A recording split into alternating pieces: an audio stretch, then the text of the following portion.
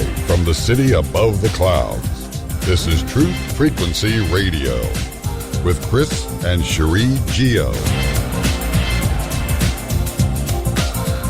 Wherever you are, make it TFR.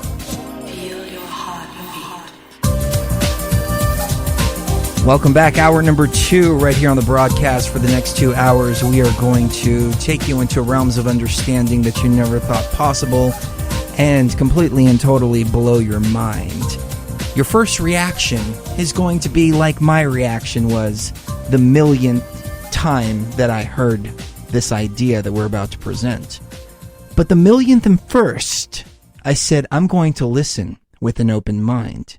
Once I did, oh my God, the evidence started stacking up, on top of each other, one after another after another. So many holes in the sphere of reality that we live in. And it led me down more research. And I started talking about it. I was on Freaky Friday with Kev Baker, Joe Joseph. All of a sudden, my name became synonymous with this idea overnight, thanks to the ridicule of my friends. Then my friends started looking into it and saying, oh my God, the evidence is just mounting up one after another after another. Is the world really what we think it is? Is the world a globe? Is it a sphere? If we go in one direction, will we wind up in the other direction? Have you ever done that? I sure as hell haven't. What about pictures of the Earth? Have you ever actually seen a picture of the Earth? I haven't. I've seen computer-generated images. I've seen satellite composites. I've seen what's supposed to be the Earth spinning in full rotation, but the clouds aren't moving.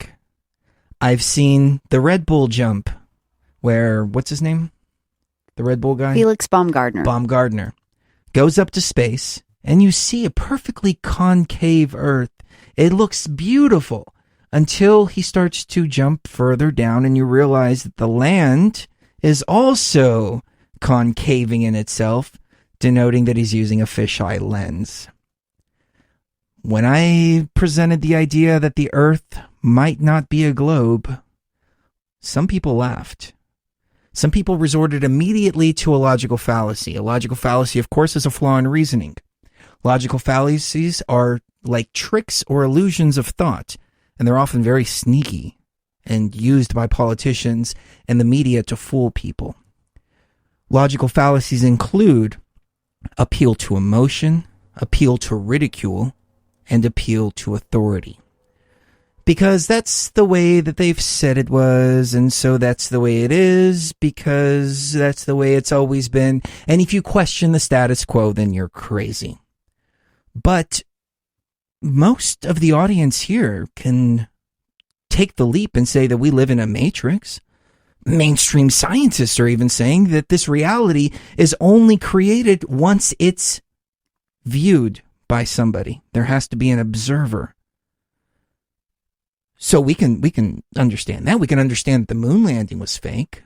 We can understand these ISIS videos, who Fox News, as a matter of fact, I was just on Coast to Coast with George and we received some hate mail because all I did was just say that Fox News had it analyzed and they say that the videos are fake, and people were writing George and saying, I can't believe you're saying that ISIS is fake.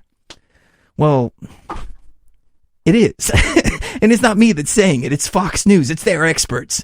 But when the truth becomes so apparent that even the mainstream media has to acknowledge it.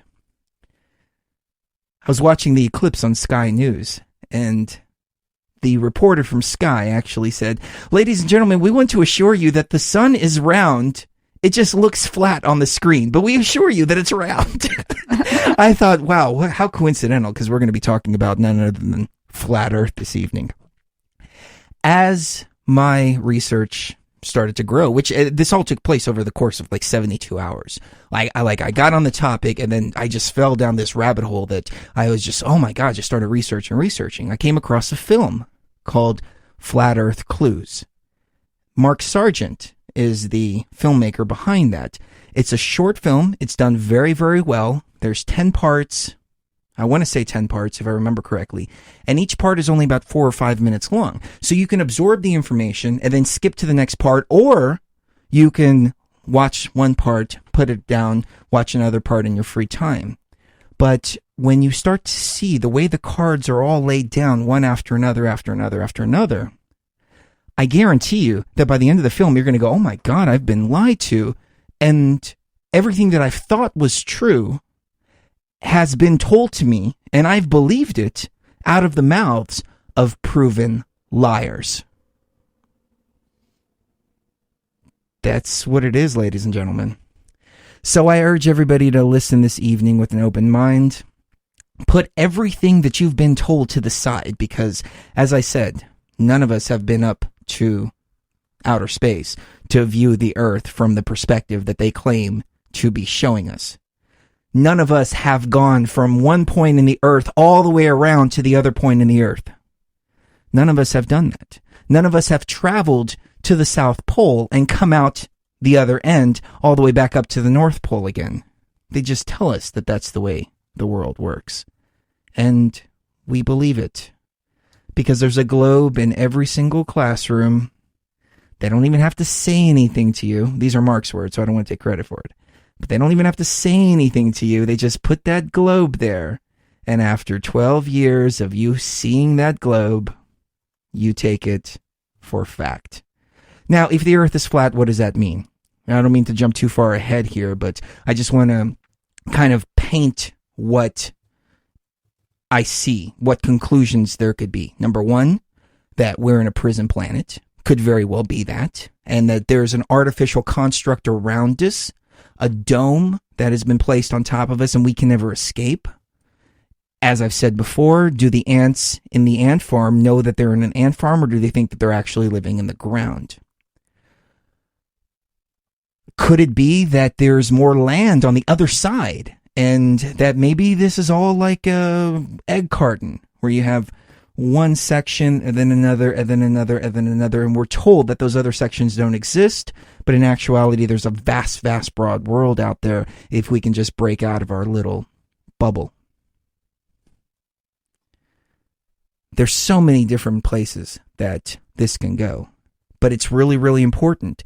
What's fascinating, too, is that when I started talking about this, there was a little bit of ridicule, a lot less than I thought, but I actually received a lot of emails of praise, a lot of people saying, you know what, I felt this too. I just thought it was so silly that I never even bothered to look into it, but now that you're talking about it, thank you so much, because once I start going down this rabbit hole, I start to realize that the information is, or the facts are just piling up on top of each other, proving the analysis that the world is really not what we've been told it is. And it's all coming from Mark Sargent, who started out as a sous chef at a Greek restaurant. He won the first computer pinball world tournament in 1994. He was hired by a PC game publisher in Boulder, Colorado the same year, and he's played video games for a living until 1997. But he spends his free time doing what all of us do, which is unraveling the hidden truths of our civilization and the never-ending search for the meaning of life itself. Hope for the best, prepare for the worst. Don't regret what you've done, regret what you haven't done. Flat Earth Clues, ladies and gentlemen. You have to go to his YouTube channel, youtube.com/Mark Sargent, or just go to YouTube and type in Flat Earth Clues. Watch these films. They're short, they're to the point, they really make the case. But we're going to make that case for you right now, right here on the broadcast. Mark, how are you doing? I'm doing well, Chris. How about you? Doing great, doing great. My mind is still a bit blown, so I don't even know where to begin with this. But you know what? I did it again. I have a tendency to rant right through the segment, so hold right there. We'll get this started right on the other side. Don't go anywhere, ladies and gentlemen.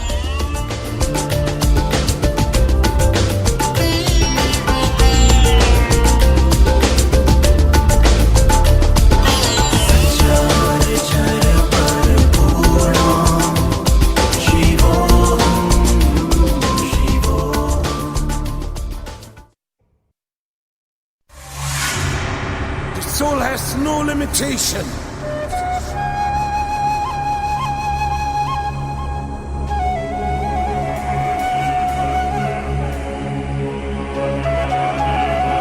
Did you know? Truth Frequency Radio is 100% listener supported. Sign up for the VIP membership at truthfrequencyradio.com/signup and show your support. Or make a donation at truthfrequencyradio.com/donate. And now, welcome back to the Truth Frequency with Chris and Cherie Geo.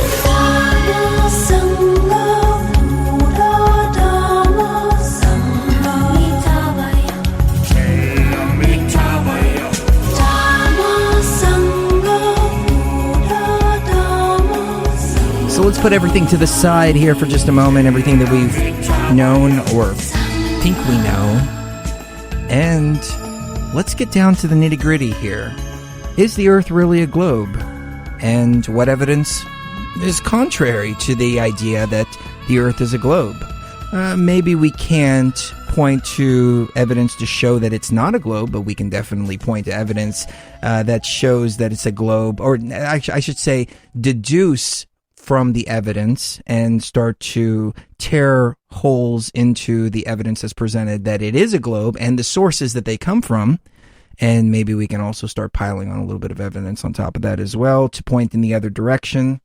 So let's get to this. Mark, let me ask you this first and foremost.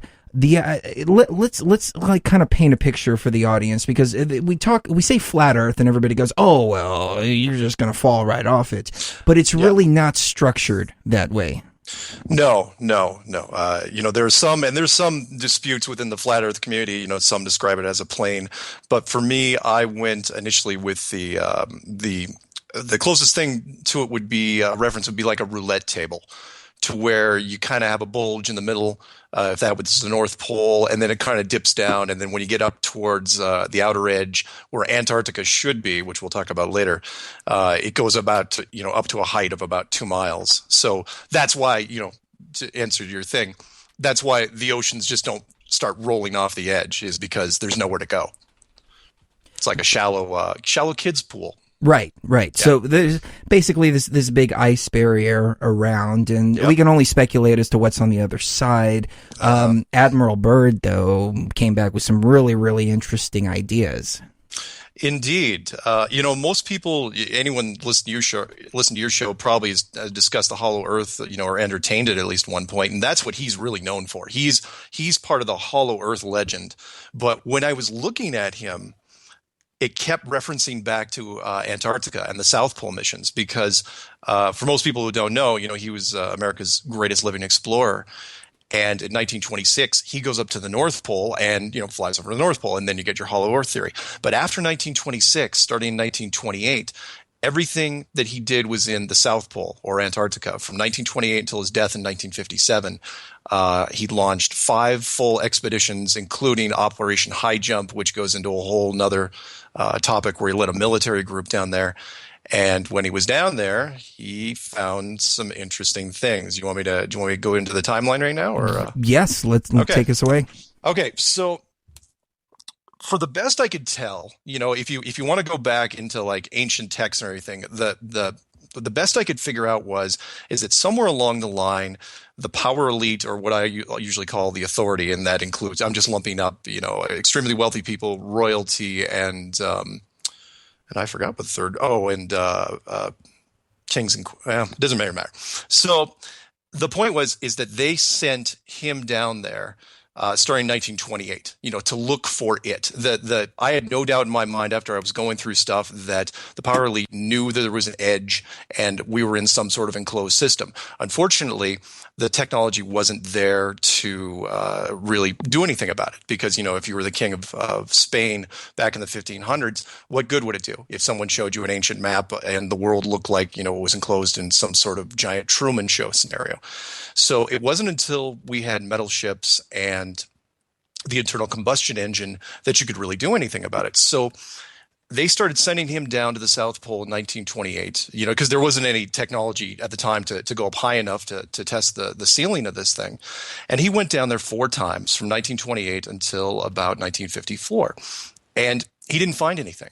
And we knew this because, and you probably already watched this because you said you watched everything, the 1954 television interview on CBS that Admiral Byrd did back in the States, where he talked about Antarctica, and he was just gushing over it. He said, it was such a great place of unlimited resources, an entire mountain range made out of coal, uranium, minerals, oil, and an entire expanse of land in front that he hadn't even flown over yet. And he was their point man. So if he hadn't seen it, then nobody in the world had seen it. And the best I could figure was in 1954, the authority had pretty much given up on finding it. So it's like, okay, well, we'll just make a ton of money on this thing. And, because it's unlimited resources. So we'll get everybody down here and we'll start hyping this thing up. And of course, that's Murphy's Law, because, he was talking during the show. It's like, oh, we got another expedition coming up. It's called Operation Deep Freeze, which started in 1955. And all this you can wiki. This is not secret stuff by any stretch. You can look this up. 1955, he goes down to Operation Deep Freeze and he finds it. They don't say what he found, but I knew exactly what he found, because right after he did that, right after that expedition ended, the world changed. And most people do not understand how nutty this world got. Starting in 1956, it was all, completely under the radar, but there were such huge decisive moves made by the authority on all fronts that there was no doubt in my mind what had happened. So in the first thing, so in 1956, this happens. The Operation Deep Freeze ends. And then immediately Russia and the United States, they head off the ice and they go and they start into their rocket program. And, that's the beginning of the so-called space race. 1 year into that, they start firing nuclear weapons straight up. They start doing nuclear testing, and these are not small shots. These are big hits, and they're firing them at all altitudes, and they keep firing. And so they start firing those in 1958, right after the second shot. So in 1958, right after the big gun was fired up there, they formed NASA. And then in 1959, just shortly, I thought it wasn't even a year later, they shut down Antarctica entirely. And that to me was my point of no return, because people don't understand. There was 7 or 8 different nations, including England, Russia, United States, Chile, Argentina, Australia. They were all down there. Everyone's getting ready to harvest this place for resources. And then in 1959, they kick everybody off the ice at the same time. Everybody unilaterally agreed to leave that place, and they locked it down tighter than a drum. And it made absolutely no sense. And they locked it down forever. To this day, the Antarctic Treaty was put in place in 1959. 10 nations signed it. And then every nation that became technologically relevant after that was forced to sign it. It's one of those things that does not happen in everyday, trade, and economic life. And that is, once your country, it's, your country becomes economically viable. Oh, you have to sign this treaty and you can't go to Antarctica again. Right. And it is still locked down to this day. And they've got it heavily guarded as well. And if I remember correctly, Admiral Byrd was kicked out of the Antarctica mission and reassigned later on his last tour. So he was even taken out of the equation. Don't go anywhere.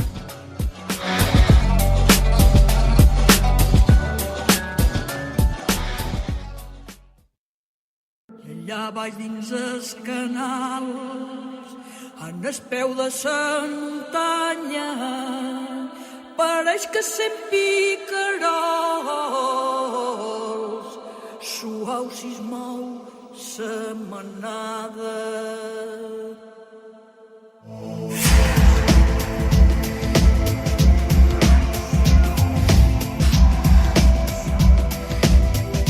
One of our dear friends and fellow hosts here at Truth Frequency Radio, Dr. Brooks Agnew, headed the North Pole expedition to find out if the Earth is hollow.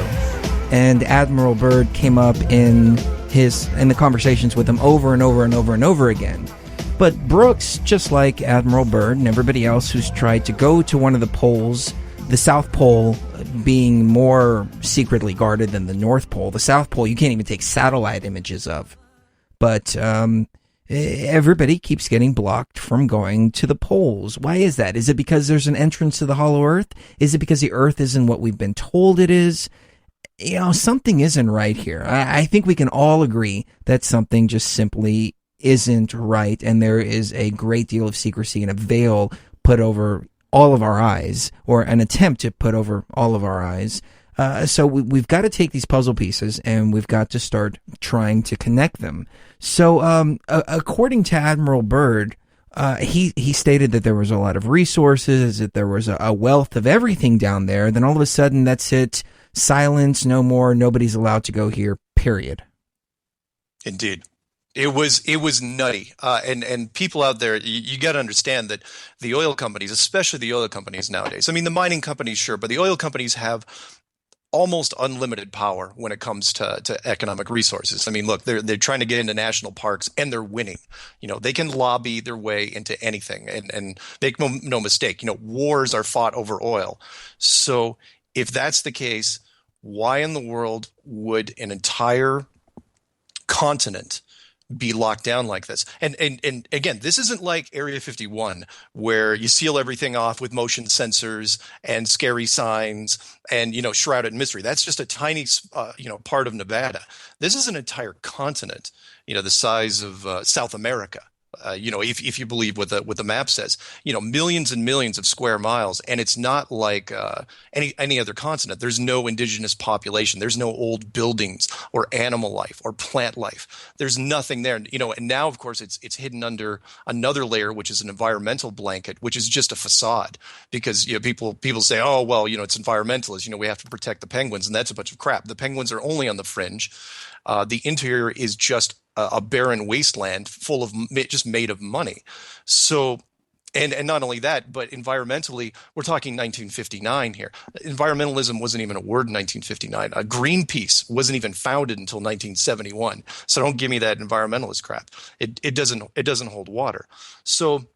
And not only that, remember, it was unilateral. So it wasn't just America that left. Everybody left at the same time. You really think that America and Russia and Great Britain, I mean, Russia was trying to rebuild after the war.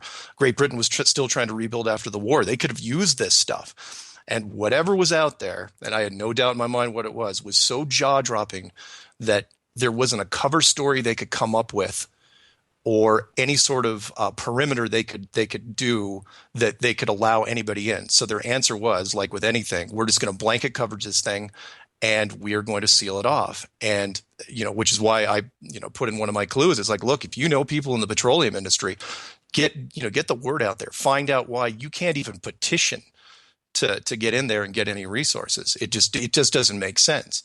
But it made sense to me because as I was going through the timeline, everything just started to click together. Sealing off the outer edge. It was things that I would do because initially, and let's call this what it is. I was trying to crush this thing 9 months ago. I was going to debunk this thing and just stomp it into the ground. And every layer that I got through, I'm just banging my head on the desk saying, please don't let it be flat. Please don't let it be flat. And it just got more and more flat as I was doing it. And the timelines just got more and more synced up to where once Antarctica was shut down, then they kept firing the nukes. The nuke program went from 1958 to 1962. Coincidentally, Russia and America stopped the aerial nuke bombardment the exact same day in 1962. They'll say, oh, it's a moratorium. That's a bunch of crap. They knew exactly. They were in on it since the beginning. They were both on the ice when it happened. They both shook hands and said, okay, we've got to do what we can to hide this thing. And so far, they've done a brilliant job of it. But there were several other things. I don't know if you want me to get into them now. They had to do to see if they could hide, where we are.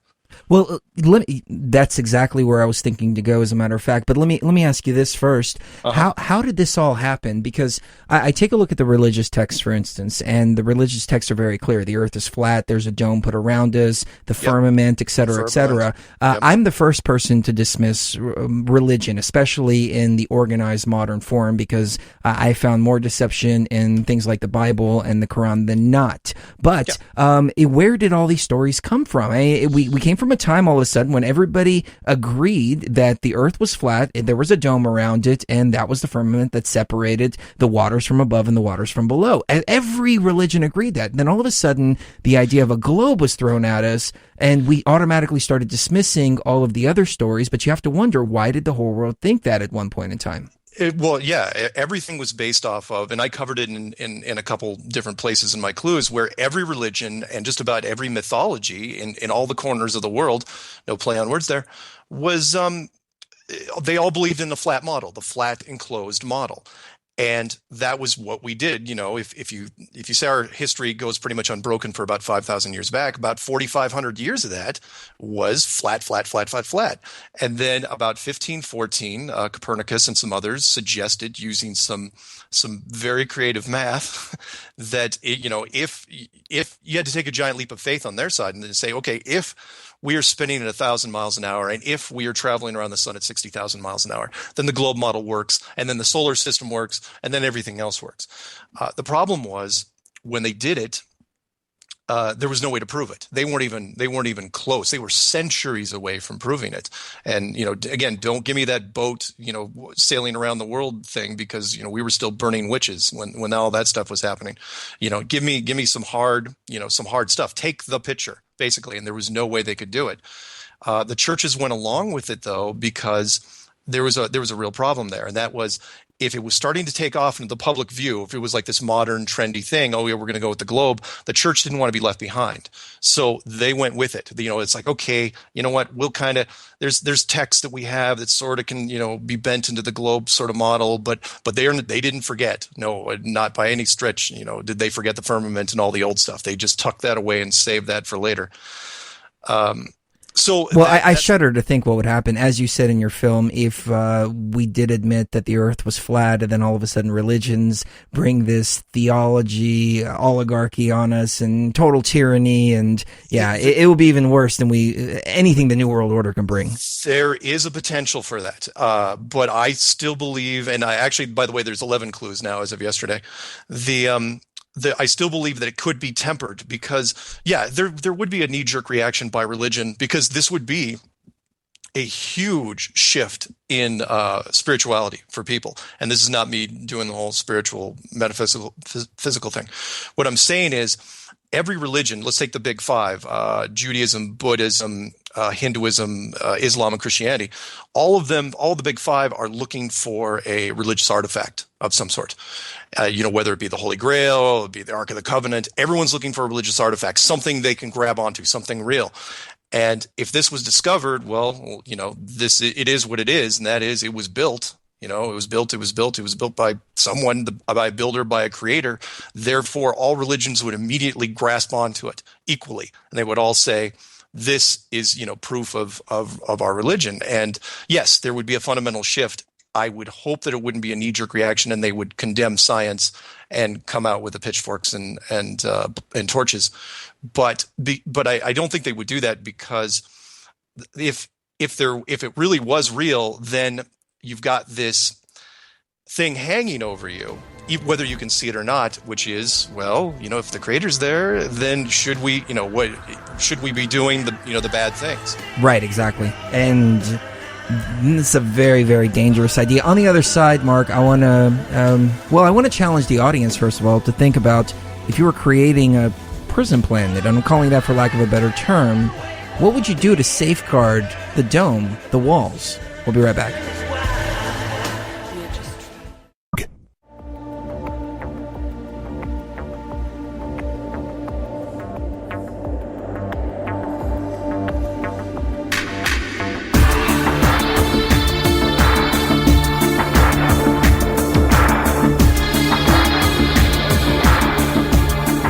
When you think about the design of our Earth, or a design that was made in order to keep people away from the walls, what would you do to discourage people from going towards that wall?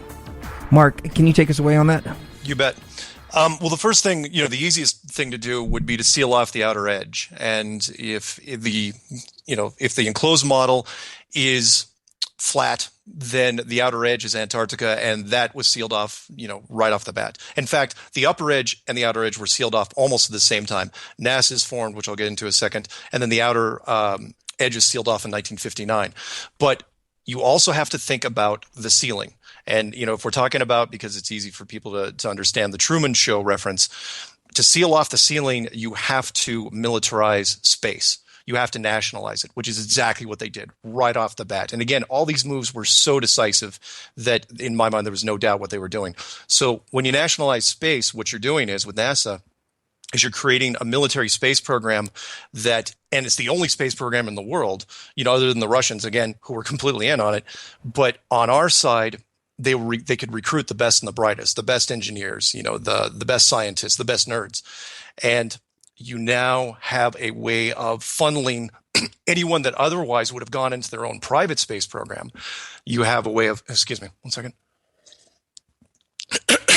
You have your way of limiting private space programs, which worked extremely well. Private space programs couldn't be allowed, and they knew eventually it was going to happen. Like the auto industry, the auto industry wasn't nationalized because there was a lot of money to be had there, but on the space side, eventually you're going to run into people. They're going to make a lot of money, like the guy from Virgin Air, like the guy that started up SpaceX.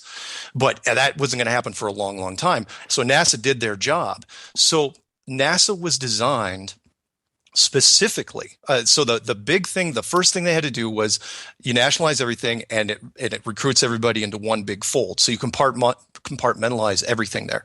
Then the next thing you do is you have to take the picture. And that's the most important thing. People don't understand that the picture hadn't been taken of Earth. So it is the ultimate proof of we are on a globe. You have to produce a picture. Doesn't matter if it's real or not. All you have to do is produce it, start handing it out to people, and the globe immediately becomes real. Everything that's been in our classrooms for 20 generations, that becomes real. Unfortunately, the technology wasn't there. So you have to build a rocket program, because you couldn't hand out just a picture to people and say, oh yeah, by the way, this is a picture of Earth, because the first question coming back is, well, how'd you take the picture? So you have to build the rocket program and make it feasible enough to where you can at least pretend that you got high enough to take the picture.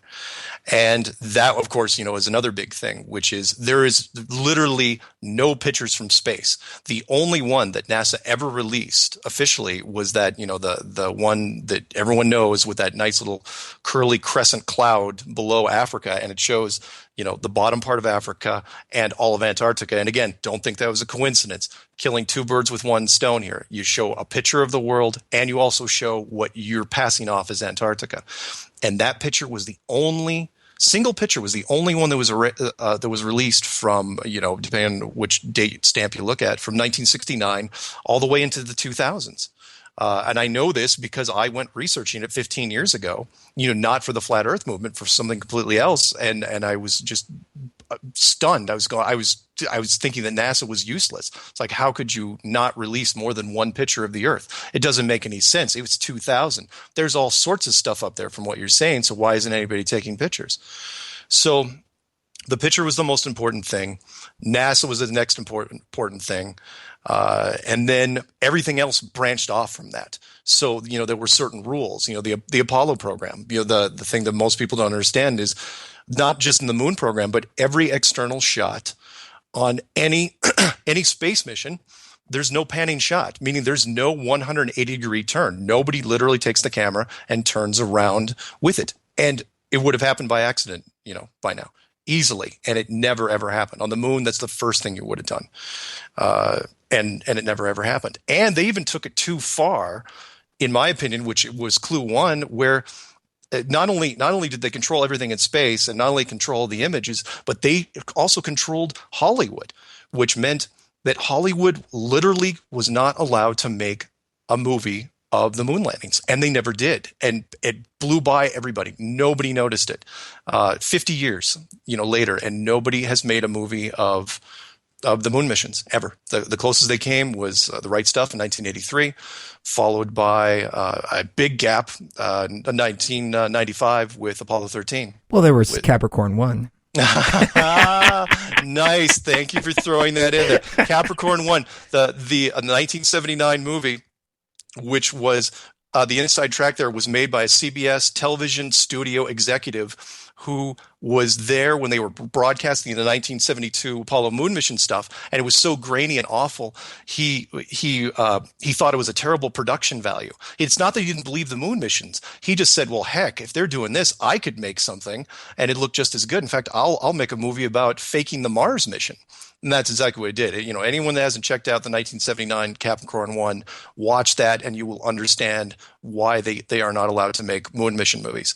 Because if it gets super, super close, you know, if it's a dead-on movie, if it's spot on, then you compare it to the real thing, and then you start getting that weird fuzzy thing going in your head. It's like, okay, what am I looking at here? Is, you know, what's real and what's not. Right. So, you know, the things they did were just decisive, but everything they did was designed to hide the world, what it really looks like. And they did a pretty good job for the most part, because they just, you know, they were just giant broad strokes, and they did it without much fanfare, and they were hoping that most people wouldn't notice.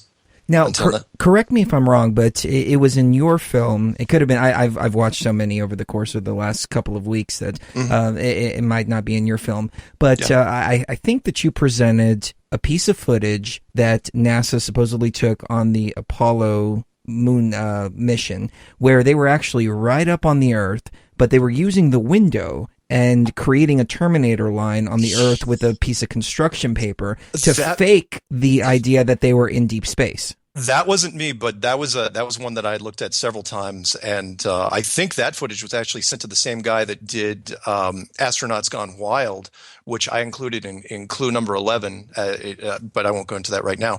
But that's a fascinating piece of footage, because if anyone hasn't seen it, it's called From the Earth to the Moon. I'm sorry, a funny thing happened on the way from the Earth to the Moon. It's a really long title, but it's a British production.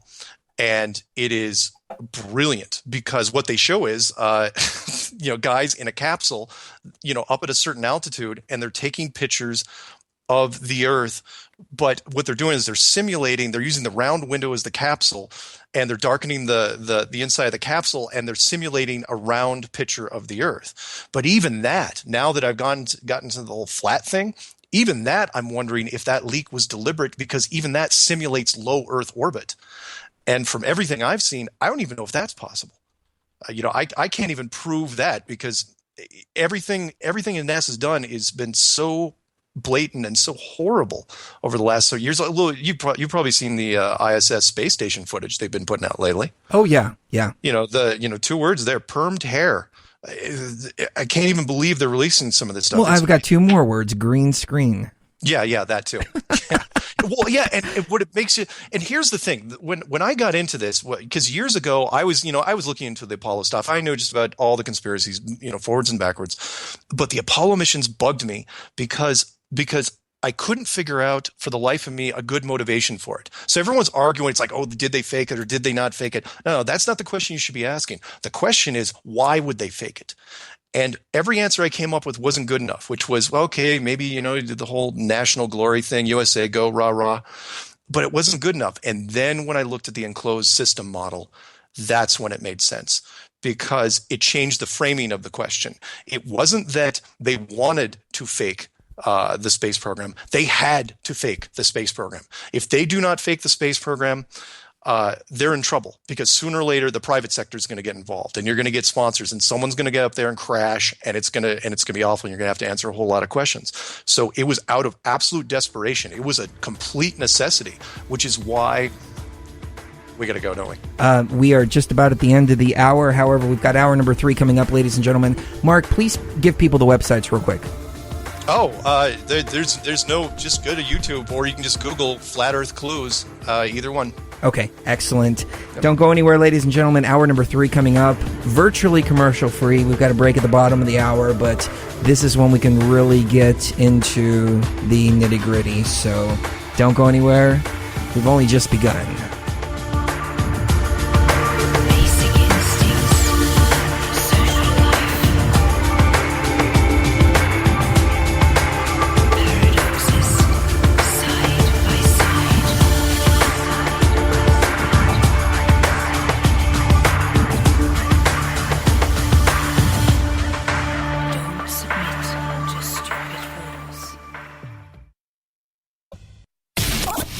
This is the Truth Frequency Radio Network. We TFR. Truth Frequency Radio.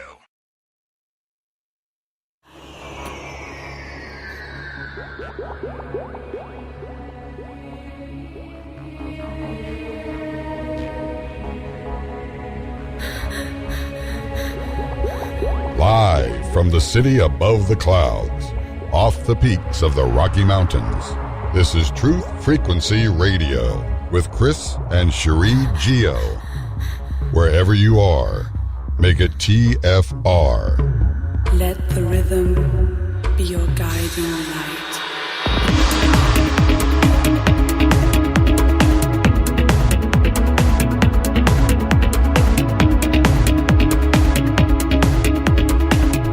Let's jump right back into it. Hour number 3 right here on Truth Frequency. We may do a little bit of overtime if Mark has the availability, because I don't think that we're going to be able to get through all of the information in this hour, but I do want to try to get it through as much as possible. And there's a lot of questions coming out of the chat room. Cherie has some questions as well, and I think that we can really scratch the surface at the very least, if not break the whole barrier of this whole idea of what is our Earth. Is it really what we've been told that it is? And if it's not what we've been told that it is, why have they gone to such lengths to lie to us? Now, I do want to ask all of the naysayers in the chat room and who are listening to the broadcast, because I'm sure that the naysayers in the chat room represent a small percentage of the actual naysayers that are out there. But why do you believe that the Earth is what you've been told that it is? Somebody just posted a minute ago and said, I can believe that the moon landing was fake, but I can't believe that the Earth is flat and it's not a globe. Well, why do you believe that the Earth is a globe? The same people who faked the moon landing are the ones telling you that it's a globe. So you're taking the words of proven liars and you're basing your whole idea of reality on the words of liars. Instead, what I propose is do what I did, which is completely forget everything that you've been told, start from scratch, and start building the evidence from there and see where it leads you. Well, and I had some questions about what you said earlier when you talked about how you don't even think that the astronauts can get that far up to do a hoax like that in the first place. I was in the East Texas area when Columbia exploded over us, and it shook my windows, it woke me up, and it frightened me, actually. I thought somebody was dropping a bomb on us or something, but no, it was the Columbia breaking up. What do you think these accidents are? Are they hitting some kind of barrier, or does NASA at the highest levels know that they're going to hit the barrier and let them go anyway, and that's why we see Challenger and Columbia exploding the way they do? There you go. You have to do, and by the way, I'd like to preface this because, we hadn't really addressed the fact that we're talking about this now is amazing, because even a couple of years ago, I would have said this is ludicrous, this is ridiculous. But the fact that we're talking about this is good. And I'll address your thing, Shri, here in 1 second. But to the naysayers, you've got to understand something. Everyone is conditioned because the globe has been in your classroom just sitting there for years and years and years. You're equating it with stuff you already know. Water is wet, fire burns, gravity is real. You can test these in your own house. But with the globe, you're matching that up with these things. And you can't explain it. I know in your head you're going, we know it because we know it. But then I throw back the question at you. It's like, okay, tell me how you know it's a globe without using the word NASA. Tell me how you do it, because everyone's going to come back to it and say, well, they got the picture. They've got the picture. It's like, because they would never lie to you. A military organization would never lie to you about anything. Anyway, I will segue that into what you just asked, Shri, which is NASA also has to do stuff on a regular basis to reinforce the globe model. And people, you got to understand, like in the news, like if you look on any internet, the majors, CNN, Fox, MSNBC, you've got business, you've got weather, and for whatever reason, you've got a space section on the page. And every month, NASA releases something, and they're doing that to reinforce the model that you're on a globe. You're on a globe. So if it doesn't matter if it's a disaster, yeah. If something cracks up in the atmosphere and they let you see it, it's because they're coming back from space. If you see a face on Mars, it's reinforcing that you're on a globe because all your focus is on the Mars the face on Mars. But as soon as you look at the face on Mars, say, "Oh, that's interesting," by default you're saying, "I'm on a globe thinking about a thing on Mars." Same with the thing on Saturn. Anything that NASA releases, the whole purpose of it is to reinforce the globe. Nonstop. That is their job. That's the whole reason they were founded in 1958. Don't think it was a coincidence that after they ran into whatever they ran into out in the Antarctic in 1956, and as soon as they fired up the rockets, as soon as they figured out they couldn't break through it, NASA was formed, and the whole goal was to keep what the world looked like secret. It really is a wheel within a wheel within a wheel. I mean, think about this, because people who listen to this broadcast and other broadcasts, a similar broadcast, they can take the leap, as I said, that the moon landing was hoax. Sure. They can even say that Nibiru is coming to cause a pole shift, and the only way that you can see it is from a telescope in the South Pole, and that's reiterating the globe over and over and over in that conspiracy theory there, and people can go along with that. But to go a step further and say, everything that we've been told by these people is a complete lie, you just can't handle it. It's not that it's a complete lie. You got to remember, most of their work was done for them. They were just they were keeping something hidden that was already hidden. So for them, it was an easier decision. It's not like they had to reinvent the wheel, so to speak. They, all their decisions though were very, very broad, and again, very decisive and all right in a row. We fire, we develop a rocket program, we start firing nukes, we form NASA, we seal off the outside, and again, there's 3 rules here, and I talk about it in the clues. There's 3 rules. If the model is flat, and believe me, I did not want it to be flat. I was like any of people out there. It's like, no, it's a globe. You're crazy. I wanted it to be a globe. I was happy with the globe. I like the globe. But the more I dug into it, it just got flatter and flatter, and to the point where I was having a hard time even looking at the globe. But there are 3 rules you cannot break that would be in a flat model. It's like, okay, if you're going to hide a flat model, there's 3 things you cannot break. The first one is you can't have you can't have a panning shot from the space program in the exterior, which is true. 2, you cannot have multiple shots. You have to have as few shots as possible of the Earth from space, which is also true. But the big one, the big one is the map is wrong. So if the map's wrong, if you're using a flat map, and you guys can look it up online on Google, it's called the azimuthal equidistant, which is used, by the way, by the USGS, and that's the United States Geologic Survey. And it's also on the flag of the United Nations, and it's also the Flat Earth Society's map. Why are they all the same? But if that map is real, then the flights are wrong. And the flights are wrong in the southern hemisphere only, and it does some really weird things to the flights, and people don't understand it because up in America, it's not so pronounced, so they don't have to fake it as badly. But if you're in the southern hemisphere, flying from, say, Australia to South America, those points are on completely opposite ends of a flat circular map, and there's no shortcut.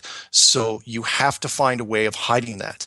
And they've done it over the last 40 years. And once the GPS system was invented, and trust me when I say the GPS system was invented not necessarily to track you on your phones, that came on later. It was to also hide what the map looked like, because the GPS was designed by the United States military, Department of Defense, and it's there to steer people away from certain parts of the map, because the GPS when you're on GPS, it tells you what they want you to see.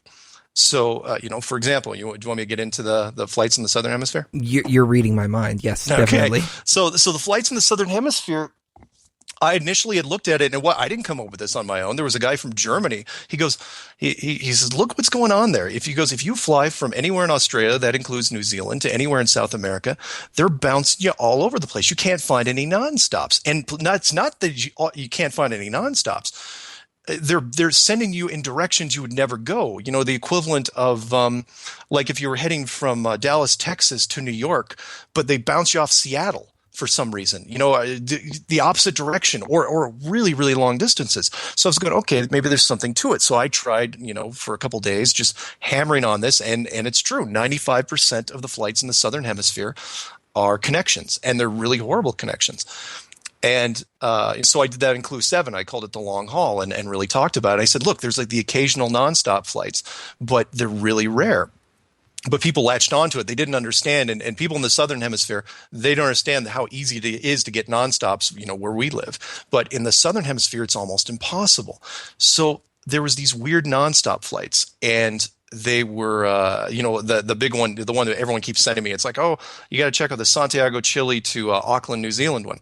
And it's a nonstop. I'm going, all right, fine. So I pulled up something called planefinder.net, and there's, it got to be half a dozen systems out there, but they're all software live real-time tracking systems that track the flights. And they show every commercial flight in the world in real time. And I was staring at it for a while because I wanted to see one of these nonstops go across the ocean, because if you're going, from Australia to South America, you have to cross the South Pacific Ocean. It's a straight shot, 7,400 miles. It's easy. It should be about 12 hours. And so I'm staring and I'm staring. I've got this thing up. I'm opening and closing it to make sure, even though it refreshes automatically. And over the period of a week, I noticed nothing was down there. Nothing was crossing the South Pacific Ocean or the Indian Ocean or even the South Atlantic Ocean. And at least on the GPS system, and I couldn't figure out why. And then all of a sudden it dawned on me. It's like, I get it. I see what's happening here. So I watched a plane leave out of Buenos Aires heading towards Johannesburg, which isn't even a part of the flat Earth equation. It gets about 150, 200 miles offshore and just disappears off of GPS entirely. It drops off the map. And I watched plane after plane just vanish and vanish and vanish again. And that's when it hit me. I was going, that's so sneaky. What they were doing was to hide the map, what it really looks like, you have to hide the route, because on a flat map, Australia to South America, if you're going over the ocean, is way longer than 7,400 miles. So you have to cut corners, but you can't cut corners and show people how you did it. So you blink out every flight below the equator. So if it's overland, that's fine. But if it goes over the ocean, you make sure it disappears entirely, and you make sure it is not tracked, and that's what happens. And so I put that in Clue 9, called The Magic Show, and show, gave people examples, showed them exactly what to look for, and it was staggering to me, because what they did was they did a blanket coverage, meaning they couldn't just make the nonstops disappear because that would raise too many eyebrows. So what they did was they made all the flights disappear. And people say, well, that's how GPS works. I was like, no, because if you look in the Southern Hemisphere, people are flying over the North Atlantic and the North Pacific all day long, and nothing changes there. But, and again, it's the reason why it just rang true with me is that's what I would have done. Had I, it's the lowest maintenance of all the options. So if you kill all the flights in the Southern Hemisphere, you don't have to necessarily worry about anything. You don't have to write any special software or any special tracking programs. And most people just won't look down there. And they got lucky, because if America was where Australia is now, if the United States was down there, there would be so much travel, people would figure that out. But down there, there's just enough, less travel that people just don't pick up on it. But it's amazing. It's staggering to see. Well, correct me if I'm wrong, but if you are going from New York to Seattle and the Earth is moving from west to east, then you would get there in about an hour if you were flying in that direction. Now, going the other way, you would have to be flying against the turn of the Earth, or towards the turn of the Earth as well. So it will take you longer, but the flights are all the same. Yeah. And then if the Earth is actually spinning, then the best way to get from New York to Seattle, for instance, is just to take a balloon and just hover it up in the air. Yeah. The old spinning Earth argument, which I really didn't cover in my clues, but I'll go with you on this, and that is, for those of you who don't know how the Earth works, if it's a globe, it's spinning at 1,000 miles an hour at the equator. Now up in North America, you'd be pushing 700 miles an hour, 800. You'd have to look that up. But the point is, if you've got a flight going from, let's say, New York to LA, and another one going from LA to New York, if one plane is going with the spin and the other is going against the spin, then shouldn't there be a discrepancy in the time? And we're going to take the jet stream out of this, because the jet stream, is 100 plus miles an hour of wind, and you get that wind resistance thing. But it shouldn't be, if you're flying at a lower altitude, it shouldn't be the same time, because you say, okay, if one's going with the spin, then gravity, people say, well, gravity's locking it down, and that's fine. But okay, if you're going against it, does gravity also lock it down? Because then it's you can't have it both ways. But it's one of those arguments where people don't talk about. And the other one, which kind of dovetails into that, is the North Pole equator weight argument, which I think is also valid, which is if you take a 100-pound weight and you put it at the North Pole, technically, if the equator is spinning at 1,000 miles an hour, the North Pole is spinning at 0 miles an hour. So if you're on a merry-go-round, the equator should be trying to throw you off. Now, it doesn't mean it's going to start slinging people into space. Of course not. But it should, 1,000 miles an hour is a lot of speed. There should be a weight difference. So if you take that 100-pound weight on the North Pole and take it down to the equator, it should weigh a little bit less. It should. And people say, well, it wouldn't be much. It's like, fine, we've got pretty precision, instruments now. If it was 2 or 3 ounces, it should be measurable, right? If that's the case, and nobody does that test. There's, I think the one thing that did it for me, and I don't know if this is in your film or if it's in another film, but the UN flag. I mean, they're just telling you right there, a flag that's supposed to represent the entire world is using the flat Earth model. Yeah. It is the UN flag is identical to the USGS map. It is identical to the flat Earth map. Only one of those, though, is considered crazy. The other two are considered completely legitimate. The UN flag doesn't have Antarctica on it. It has all the other continents, but there's no ring like in the azimuthal map. There's no ring of Antarctica on the outside. Now, people say, well, it's implied. Maybe it's in the outer ring. Personally, for me, I think it was the wreaths on the outside. I think it was their subtle little jab that, oh, yeah, by the way, there's a barrier on the outside, but we're going to turn it into wreaths. But they don't talk about it anywhere on their website. You will not find out. And they put that map into effect in the 40s. Which was interesting, but that doesn't really surprise me because the azimuthal map, the one that the USGS uses, that map's 1,000 years old, and that was one of the first things I noticed about this whole thing was, if you go, to map projections in Wiki, you'll scroll down and you'll see this azimuthal equidistant map, and when you see who it's proposed by and when, it was proposed literally in 1000 AD by a Persian scientist named Al-Biruni, who it's like, why is the United States using a 1,000-year-old map by a Persian scientist? And, from 1,000 years ago when we thought the Earth was flat, why are they using this map as their representation of the world? Why is it in their catalog? And when you look this guy up, you're thinking, okay, maybe it's a fluke, maybe it's an error. And then, you notice that little thing where NASA knew full well who this guy was and actually named a moon crater after him. And that was their little jab. They at the highest levels, absolutely they know what's going on, and it's extensive. But again, let me before we get too far ahead. Go ahead. Let me just restate what you just said for the audience, and pay attention, ladies and gentlemen. First of all, the UN map is a model of the flat Earth. Second, the USGS uses a map that was created 1,000 years ago, when everybody believed that the Earth was flat. They still use that to this day, and it is the most accurate map that we have. Think about that. Okay, I'm sorry. Go ahead. No. You that's perfect. I know I get jazzed up when I'm thinking about this because the layers that have been put in to hide it were so extensive and so complete that they really left nothing to chance. There was a few loose things they left out there, like, the azimuthal map. I don't know who left that in Wiki. They probably shouldn't have done it. I don't think they should have named a moon crater after Al-Biruni. But everything else has been really rock solid. I'll give you another example. We'll jump back to the space program.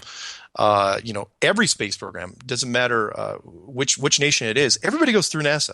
Everybody knows this. NASA controls the skies. entirely, which was their entire purpose. And there was a program a few years back, if anyone wants to look it up, called JAXA, JAXA, which was the Japanese moon probe mission. And the whole point of that was to send a probe around the moon. And their initial mission was they were going to try to take pictures of the American equipment that was supposedly still there and come back. And I remember years ago, it wasn't that long ago, it was 5-6 years ago, something like that, that I remember watching it, and the major news people, it was a little blurb in the science section, and then nobody talked about it again. And I couldn't figure out why. And then some of the Japanese, people started releasing the videos, because I think they showed some of the stuff live in Japan. Some of the videos that they took, because they took HD cameras with them as they were coming back, as the probe was supposedly coming back from the moon. And then I saw why it wasn't really made such a big deal in America, because the images just weren't that great. And you're thinking, these are HD cameras and they're coming back. And they had the perfect opportunity. There it was, coming over the moon's surface, and you see it. If you look up on YouTube, it's called JAXA Earthrise, and there's the Earth coming up. And like all the fake Earth images, if they're going to fake it, it's going to be a lot of cloud cover. You have no idea where the continents are, and it's going to be at a distance. Even if you zoom in, you're not going to see anything. And you're thinking, oh, well, the probe's going to come back, and you're going to get a great shot, of zooming in on the Earth as you're coming back from the moon. That footage doesn't exist. It is not out there, and it's just they do not take chances. There's rules, again, they cannot break, because it's too hard to do it. Show me decent images where the stars are in the right alignment. The moon mission, I don't want to beat on that too much, but that the blanket coverage is in effect there, and that was people forget that there's no stars in any of the Apollo footage or still pictures or moving pictures. There's no stars. And that's because at the time it was too hard to try to project where the constellations were, because everything's date stamped. So if the constellation of Orion is over this guy's shoulder on this time of the day, some nerd's going to figure it out years and years later. The internet hive mind is very, very good at spotting just about everything. If there's a movie out there, just in cinema, and if they'll go frame by frame. If a coffee cup moves from one place to side of the room to the other, they will find it. we were just watching the Star Wars one just the day before yesterday, and they were like, "Look, you can see that this coffee cup is turned in a different direction." Oh yeah, I caught one 2 days ago, and these mistakes don't get better with like Interstellar, which was just released, on DVD. Interstellar, I was watching the thing, and Matthew McConaughey was going to give his watch to his daughter, and his watch, it was facing the camera, and it said 3:00. And as he's giving the watch to his daughter, he's showing it to her, and it's now 8:20. And, it's these little things. That's the clocks are the easiest ones to grab. But the point is that the internet hive mind misses nothing. So NASA, I know some of you guys are listening out there. Just stop it. Just stop. Just don't release anything anymore, because it's just embarrassing, some of the stuff you're putting out, because someone is going to find it. You may have some of the smarter guys, but the numbers have you. There's some guy in the middle of Missouri, and 3:00 in the morning, is going, "Oh, hey, look what I just found," and he's going to post it, and you're going to get caught. So, Mark, let me ask you about some of the other objects out there, and suppose it's space, the sun, sure, the moon, sure, all of that. People in the chat room and some of the naysayers, and I know some of these people, they come to the show on a regular basis. They contribute greatly. They're not here trolling. They're asking legitimate questions. That's fine. One person is saying that he's an astronomer or amateur astronomer. He looks at the sky all the time. Yep. He looks at the sun. He looks at the moon. He looks at all the different stars out there. Why are they all round? Got it. And I'll be fair to him. Unfortunately, if he's an astronomer, there's literally nothing I can say. I've quoted this in other interviews, which is, look, as an astronomer, it is absolutely your job. The globe is your Bible, and I understand that. So no offense to you, but there's literally nothing I can say to you. As far as everything being round, from my standpoint, and this is going to get a little wild, but from my standpoint, you got to remember, this has only been hidden artificially for the last 50 years. Before that, I believe that whoever built this structure had the entire intention was to hide it from everybody. So yeah, the stars are round, the planets are round, the sun's round. the moon's round, but it was meant to be that way because eventually the globe model was going to be accepted by the population, not forever. But that's the big thing here. So eventually, technology says that eventually, if the world isn't round, eventually people are going to keep looking for the disk. If you get what I'm meaning. So the people are going to start looking for the fence. So a globe model has to be introduced eventually, not necessarily by Copernicus, but whoever built it. Because they want people to act as naturally as they can for as long as they can. And then, that all changed in 1956 when it was, hidden artificially. Well, what I find odd is the sun and the moon, for instance. I mean, just today we had a big solar eclipse. Yeah. And the sun and the moon, the sun is supposedly as the size of a basketball compared to our Earth, which is the size of a marble, and the moon being even smaller than that. Yet they're placed in this perfect distance to where when one crosses the other, well, first of all, they both look about the same size in the sky at times, but then they can cross each other and perfectly cover each other up because they're so perfectly well placed out there. Yet the size is so different. Yeah. The design features do seem to be a bit coincidental, don't they? And don't forget that the moon, we only see exactly one side of the moon. That the rotation. We never see the other side.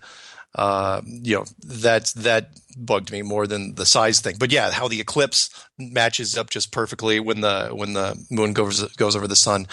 In my model, and again, there's some dispute in the flat Earth world. It comes down to that. I hate to use it, but do you remember Life of Brian, the Monty Python movie? Oh yeah. Okay, the shoe joke where Brian drops his shoe, and it's really like a 3-minute description of how religions break down. All the different interpretations of the shoe.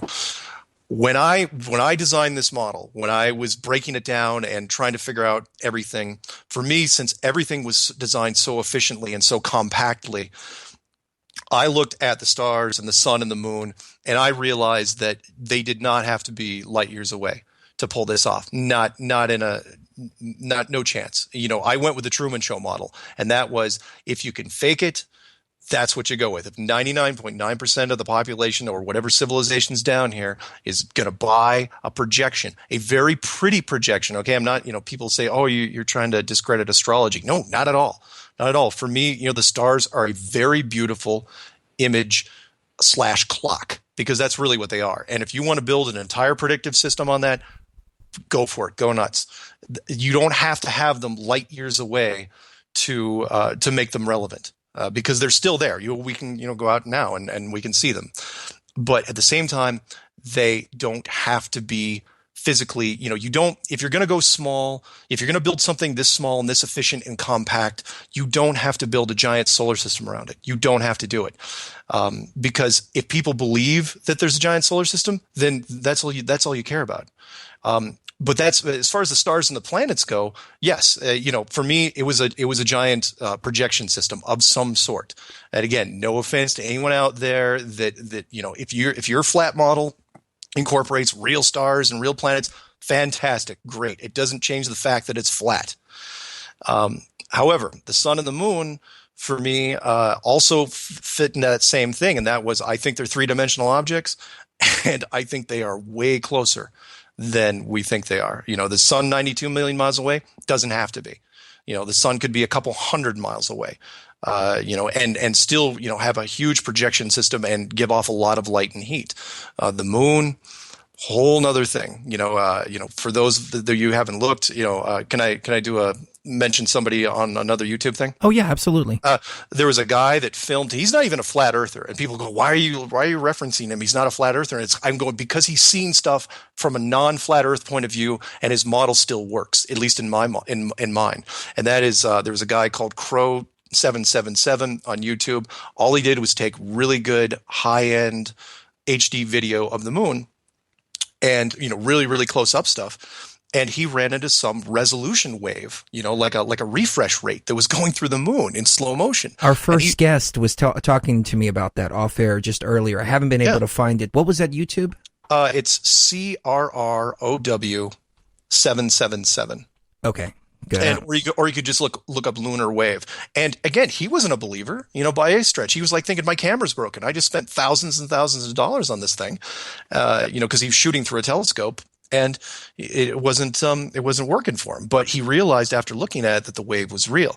The point is that it looked like the moon was being projected upon by something. It was a three-dimensional object, solid enough, but there seemed to be something layered over the top of it, which again would make sense. But it kind of lent into that, maybe this is the time to talk about flat Earth stuff, because it seems that our technology is catching up with some of the technology that's being used in this structure. Because, think about it from a refresh rate. Let's say our cameras are a couple of milliseconds behind in refresh to the device that we're filming. That would explain the vertical hold band that's going through it. But for me, the sun and the moon, three-dimensional objects going in a big arcing circle around the azimuthal map, and it worked really well. So by the time I was done, you had Antarctica stretched around the outside, the oceans, the southern hemisphere oceans stretched around the outside, some sort of, again, Truman Show enclosure starting, out at the outer edge, going, I don't know, 100 miles, 200 miles, maybe. You don't even have to have it that high. And it looks solid enough that we're not going through it. And people say, well, you could go through it. I was going, well, no, because if NASA could go through it, they would have gone through it by now. It's not a question. They don't want to fake this stuff. I can't beat on this enough. They don't want to fake the space program. They have to fake it. They have no choice. And they're in a tough spot right now, because the technology that we're using today right now is working against them. It's the Truman Show, ladies and gentlemen, and every man and every woman is a star. Oh, Cherie, go ahead. Well, I just wanted to expand on that. I think that not only are you correct about the fact that it's a projection, because I think we're overthinking this. I think that it's all projection, and we're all basically living in a matrix, and sure, we're the stars of some weird reality show. So I will expand on that and say that I'm an astrologer. I'm an amateur astrologer, and she's really good. Yeah, really good. Pretty good. And I have deduced through psychedelic experiences mixed within all of this that it not only is it a projection, it's worse than that. The projection has an electromagnetic field to it, so that whenever certain things are happening with that projection system, it's putting certain things into your brain and making you act a certain way, or lose your temper, or, break up with somebody, or fire someone, or, do something that you wouldn't normally do. And that's part of the reason why we are still muddling through all of these problems that we've been dealing with for thousands of years. Interesting. I like it. And I hope I didn't offend you in any way when I mentioned the astrology thing. Oh, no, not at all. No. I think that they go together. Well, yeah. When she started doing astrology and doing people's birth charts, she did mine, and the attributes in the birth chart were so strikingly close to what I am, my personality, past experiences, and things like that, that I said, okay, this is more than a coincidence here. Then she started doing other people's birth charts, and these things are so revealing to the person that we've had people literally stop talking to us because we've revealed so much about them that they've kept secret. And of course, I mean, not publicly or anything, but when we hand them the birth chart, they read it and go, oh my God, what the heck is this? So there's something to this for sure. And I've theorized, what if the stars are more like the ones and zeros in a computer, that you can actually see the circuits moving together rather than I don't know. It's hard to put into words, but there's definitely something to it. But that doesn't counter any idea that we're living in a matrix. I think it just goes to further the idea that we're living in a matrix. Well, and I'm sorry to interrupt, but somebody in the chat, Freeman, also said the whole planet is ascending. No physical lower vibration shall pass through. I think that we are entering a time that it's kind of like being able to see how the magician is doing a magic trick, and then you don't fall for it anymore.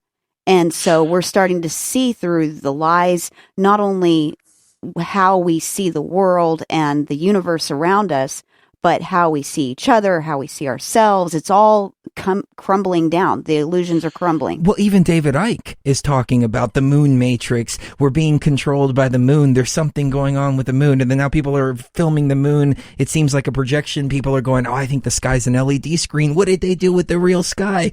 I mean, it's all coming to the forefront right now, the consciousness. Right. Yeah, I agree. Is it possible? Because, people don't understand here that yeah, I was working on it for like 9 months, but the videos that we're talking about right now, I've only had up a month, and the response has been so amazingly positive. No debunkers, almost no hate mail to speak of. The fact that we're talking about this now is, I think, extremely relevant, because it's a subject that honestly I'm still amazed that we're even discussing it. And is it possible that, yeah, we're talking about it because something's changing along these lines? Is it something, that, yeah, enough people are noticing it to where, who or whatever built this place, is going to finally, show up. Well, make an ants, appearance. Yeah, the ants are going, hey, wait a minute, we're in an ant farm. We're not in a real thing. We were talking about the idea of what is this? Are we a planet floating in space, a flat planet? Yeah. I tend to agree with you. I don't think that we are. There was a Resident Evil installment. I don't remember which one, but at the very beginning of the movie, she wakes up. She thinks she's in New York, and there's a big zombie attack. And then she's in China. Then she's in several other places. And it turns out that she's in a warehouse somewhere, and all these environments have been replicated. I think if we are on a flat plane in a dome, then we're essentially like in a warehouse somewhere, or there's an even bigger environment that we're inside of, and it's not outer space. Exactly. For me, that's exactly well put, which is, for something like this, especially from a design standpoint, because I, came from the computer game design world. I know how things lay out. And for me, the first thing, obviously, is we are not the first civilization inside the structure. How many ocean cities do you have to find before you realize that? And that would make sense, because, yeah, we're not the first people to rent this apartment by any stretch. But if you're going to build one, you're going to build more. Because why would you just build one? There's more things, you can do more. If you're going to build one, you're going to build 10, or you're going to build 100. And I don't want to expand it out too far because people will get weird. But yeah, for me, with this, where we're sitting in is an enclosed structure, and then there's more flatness, and there's a much bigger room outside of this. And some people said, well, maybe we're the tip of a planet. And it's like, look, get out of that planet vision you've got right now, because it doesn't have to be round. It can be any shape it wants. It could be a giant cube for all we know. But I definitely don't think, if you get outside of the thing, there's just open space. I don't think that at all. I firmly believe, no play on words there, that we are part of a much bigger mechanism. We're essentially inside cats. And we're afraid of the outside, and we think this is all that exists. And we get a peek of the outside and go, no, I don't want to go out there. But some of us are going, oh, I want to see what's out there. I want to go get the birds. Yeah. And for me, yeah, I think it was going to be a natural process where, the technology, for the first thousands of years, nobody even bothered looking for the fence, because there's so much little nudges of negative reinforcement. Again, this design, if you look at it from the top-down point of view, using that azimuthal map, it's a brilliant design. And that is, you've got most of the continents clustered in the center, big oceans around, saltwater oceans, by the way. Don't think that was a mistake. Add 3% salt solution to the oceans, and it reduces your ocean exploration by 95%, because you can't drink what you're sailing on. And then you decrease the temperature as you're going out towards the edge, to the point where, when it hits about 15 degrees, salt water starts freezing. And that keeps them from going out any further. And then if they actually made it to the outer barrier, there's nothing to eat. There's no animals to kill unless you eat penguins, and that only works for a little while. And then you've got no plant life, and then you've got hundreds of miles of just barren, frozen wasteland, and that'll stop just about everybody, except, unless you're a really good explorer that's got orders and a ton of money. And then the upper part, that's also a natural barrier. Again, it's these little negative reinforcements. So if you go up high enough, even on mountains, you're going to get altitude sickness. You reduce the oxygen levels as you go up higher, and you also reduce the temperatures. We used to live in Woodland Park at 8,500 feet, and it sucked. Mm-hmm. It was bad. gorgeous, but man, just the altitude was, you couldn't take it. You couldn't live like that. Exactly. But those little negative reinforcements, what they do is they give you that illusion of choice. And I know I'm stealing a Matrix line here, but it's the illusion of choice. And that is, if you're going in a boat and it gets too cold, you're going to make your own conscious decision to turn back. And if you don't turn back, you see the icebergs. Then maybe you make your own decision to turn back, and it just goes on from there. So people don't know. Up until that point, they didn't even know there was a fence because they thought, well, okay, I'm just not going to go there anyway.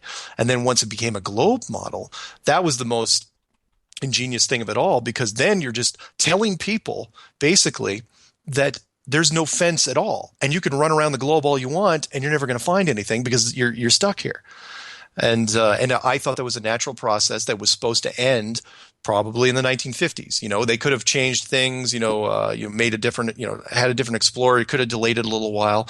But I think that's when we were initially supposed to find out, when the shift was supposed to happen. And I think it was delayed artificially. And that's where we are now, 50 years later.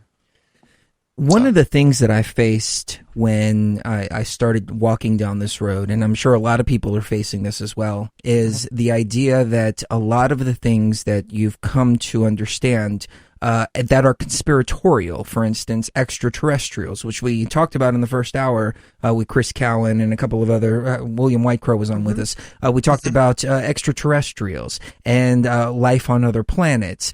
All that all of a sudden goes out the window if we're sitting in a dome somewhere. So I don't know, how do extraterrestrials, UFOs, things like that play into a flat Earth model? If you've even theorized about that. No, I had to. I got those questions in the first couple of days I released the videos.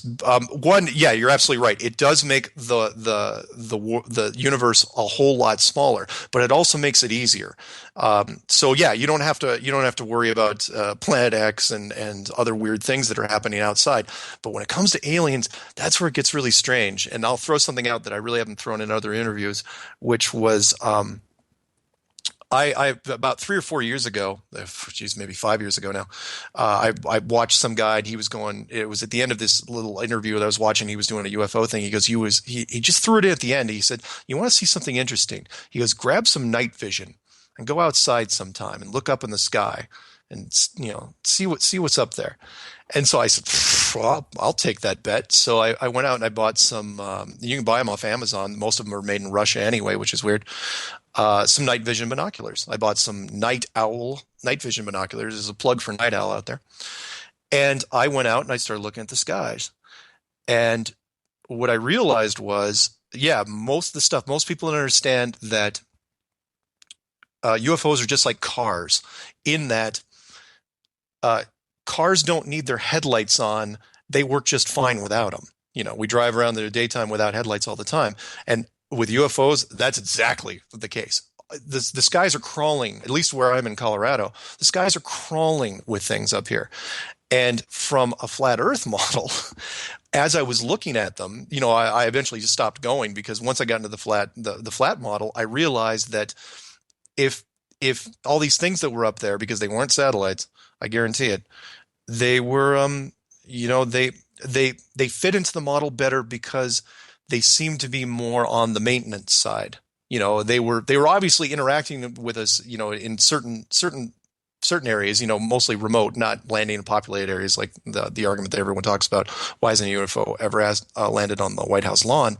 But for me, they represented either superintendents, maintenance, or previous versions of us that are not allowed, obviously, via protocol, because they would have interacted by now, that are just coexisting with us. Heck, they could be in the hollow part of this. They could be living down here with us and have to keep hidden because they don't want to know. They don't want people to start digging around and see if they can find them. So they could basically be the janitors of the people that built the Matrix in the first place. Right. Absolutely, they could.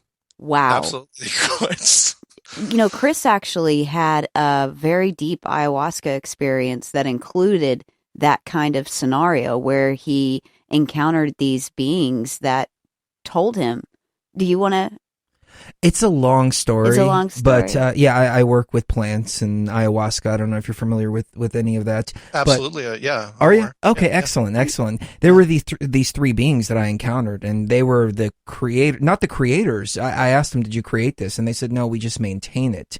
And it was a very, very in-depth experience, and I talked about it in excess on the show.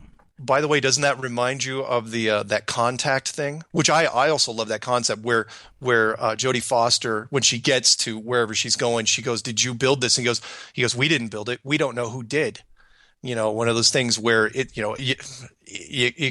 could be a leftover dome from somewhere, and they were told, again, I think they're under specific instructions. Whoever's flying around up there, that they were told, all right, you keep the maintenance going until we get back.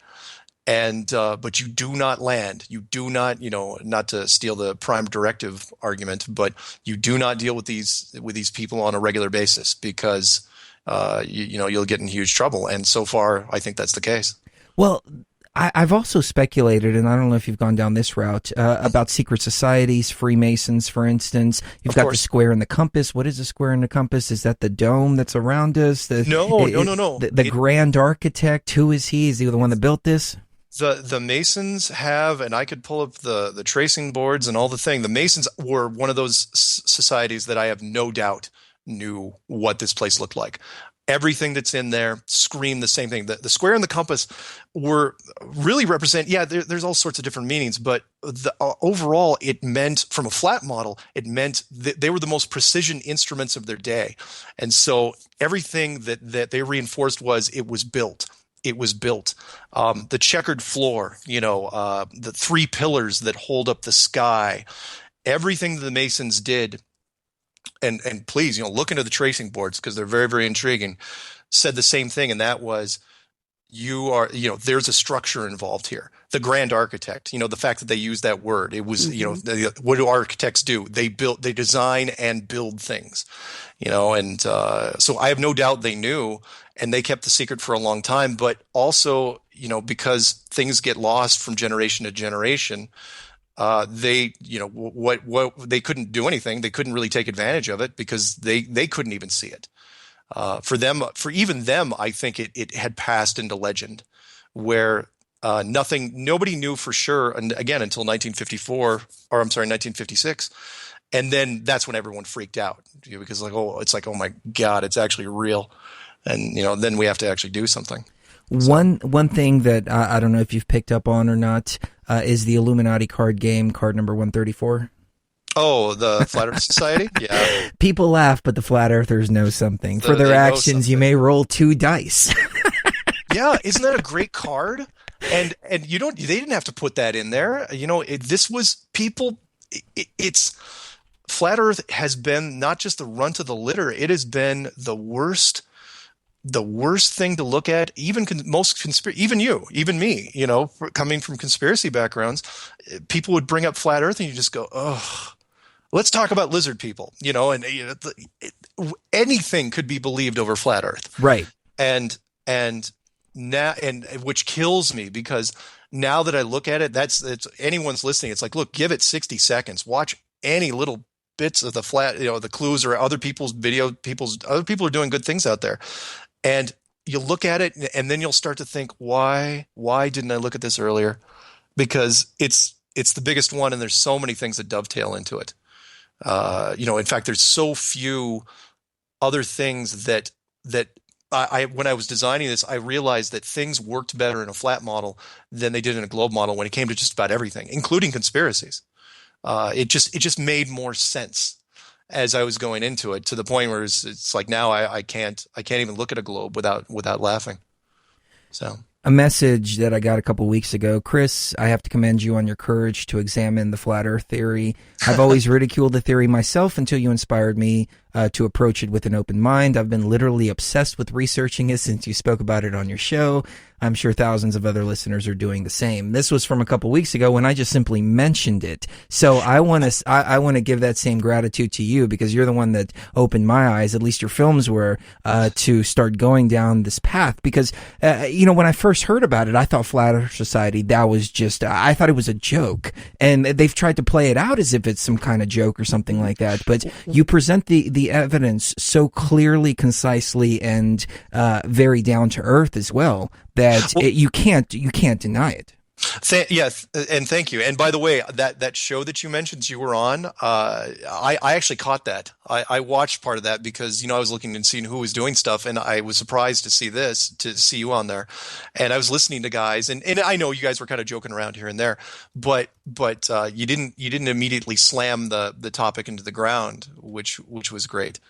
Oh, I tried to approach it really cautiously because it was the first time talking about it. Okay, ladies and gentlemen, I don't necessarily believe this, but this is what, the evidence says. Yeah. You've got to be cautious like that. As far as what I did with my narrative, what I really wanted to do was, because I had heard all the old arguments, which I really tried to stay away from, which was usually nerd on nerd crime, which was, people arguing, throwing out physics and all sorts of fun math, and it would never go anywhere. And plus it was hard to listen to because, 15 minutes into the argument, you'd be going, okay, what formula are we looking at again? And who's trying to prove what? So when I looked at it, I realized that after I'd gone through, I was looking at really broad strokes that general people could understand, people that knew conspiracy stuff and knew, how people acted. And things you would expect, like for, the Antarctica thing was a perfect example. We know full well the oil companies would want to go down there, but they're not allowed to go down there. The space program, we know that, that things are just screwy up there, but you don't know why, they're screwy and just different little aspects. And so when I broke it down, I realized after I did the guide, when I was doing the clues, I didn't know until, the next day what the clue was going to be. But when I saw it, I knew it right away. I was going, I woke up and I'd say, okay, this is what we're going to do. And, I'd lay out the script and go through it. And if it made sense to me, I'd do it. And I always said, it's like, look, if I don't like it, if I get to the end of it and I start watching it, it doesn't do anything for me, I'll throw it away. I didn't throw away anything. Which was amazing. I thought for sure I'd get to something that's going, nope, it's not working. And I'd throw it away. And none of the clues, including number 11, which you haven't seen yet, none of the clues got feedback from people where they said, I totally disagree. You're totally off base. The response has been really, really good. I finally turned on the likes and dislikes in YouTube because I didn't want, to get hammered. But the only point of contention at all of any of them, again, I'm still waiting for a debunker to call me up. Penn Jillette, where are you? So the sorry. Well, believe it or not, but that show I did with Kev Baker and the rest of them, that was prior to watching Flat Earth Clues. Like I had just came across that information a couple days before or a day before or something like that. The night before. Yeah, somebody posted it on Facebook and I said, damn it, that's it. Okay, this is the millionth and first time I'm seeing this. I'm going to look into it. Mm-hmm. And so some of the conclusions that I was drawing were the same conclusions that you present in Flat Earth Clues, which I think that's why I looked at that research and went, wow, okay, this guy is on the same thinking pattern that I am, regarding this information. Yeah, and there's there's other people that have had stuff out there for quite a while. Eric Dubé has some wonderful stuff out there. NASA Channel, his stuff is a little bit dated, but his interview is Matt Boylan from Montreal, Canada. He's excellent. My Perspective is excellent. There's not that many guys that are doing it. Kelajagia, one of the worst YouTube names ever because I can't even spell it. His is pretty good. Cesar is good. There, I can't remember which one you watched, but there's so many little things, and it's not just the flat Earth stuff. Well, that's the part that I love so much. It's not just the flat Earth stuff that's getting out there. It's the stuff that's dovetailing into the flat Earth stuff because other conspiracies are starting to make more sense in this model. And so, like when you watch the funny thing happened from the Earth to the Moon. That wasn't a flat Earth thing at all. Right. But you're looking at it and you're going, So what's going, it makes you squint a little harder when you're looking at it. And it's the same thing with several things. Who is that guy? Neil deGrasse Tyson? Yeah. Okay. I heard him say in an interview that the Earth isn't actually round. It's more of a pear shape. Neil and I'm deGrasse, like, okay, well, what about these pictures that are around here? Yeah, that one. And honestly, I do not think he's in on it. I do not think he knows. He came on, for those of you who don't know what Chris is talking about here. Neil deGrasse Tyson, basically NASA's poster boy, went to a campus and he said, just off the cuff, he's going, oh, by the way, Earth isn't a perfect sphere. He goes, first he says it's an oblate spheroid, which means, it's kind of a squish sphere. And then without even being coaxed, he goes, and on top of that, it's heavier on the bottom than it is on the top, so it's sort of pear-shaped. I'm going, it's like, what are you doing? Because every NASA image that's ever been released, is always a perfect sphere all the way down to the pixel. I mean, Google Earth, look at it. Google Earth is a perfect sphere. Everything is a perfect sphere. So you got your lead guy from NASA coming out there and saying, oh, by the way, it's pear-shaped. Why would you do that? It's ridiculous. But for me, I don't think he's in on it because it is you've heard the term need to know. This is one of those super, super high level need to know issues that even he, now I'm pretty sure, because I looked it up. I want to make sure, because I was arguing with some people about this. I'm pretty sure he hasn't gone up to space, even though he should be the guy to go up to space. And had he gone up, of course you can't go up. So, maybe he was told that they would have to simulate it, but the point is, like the astronauts that are doing the ISS space station stuff in the flight simulator, even because they're Air Force employees, they don't have to be let in on the loop because, they're under contract. They're under non-disclosure agreements. All you have to do is say, okay, here's what you're going to do when you get up in that 727, they call it the vomit comet. When you get to 0G, you're going to do this and this and this. They don't even have the right to ask why they're doing it. So even they're not told, in my opinion. Right. But Neil deGrasse Tyson, I almost guarantee he's not in it. Because you need someone like that with that genuine enthusiasm, that genuine sense of, sense of authenticity, as opposed to like Neil Armstrong, who looked like somebody had shot his dog every single time you saw him on camera. So Right. I started looking at some videos, and I rewound the clock a little bit, so we got a couple more minutes left. Oh, that's fine. But I started looking at some videos of people sending, teddy bears and things like that to space with big helium balloons. And all of the videos that I came across showed the horizon as flat, except for the ones that were using fisheye lenses. Oh, you mean the Red Bull one? Well, the Red Bull one, for instance. Yeah. But even amateur videos, all of them are flat, except for the ones using fisheye lenses. I mean, I think what's really going to do it is if we just send our own damn balloon up there and just prove it once and for all. But then people will say that we faked it too. Yeah. There's no winning. And the fisheye lens is one of those things that's been around for years and years and years. So, and it gives a great perspective at high altitudes. So it's not like everybody's, putting in fisheye lenses to be sinister. A lot of them are just putting in fisheye lenses because that's the best way the best footage you're going to get. But at the same time, it doesn't help. It doesn't help my cause or anybody else when they're trying to prove stuff. At high altitude stuff is just so tough to prove anyway, right?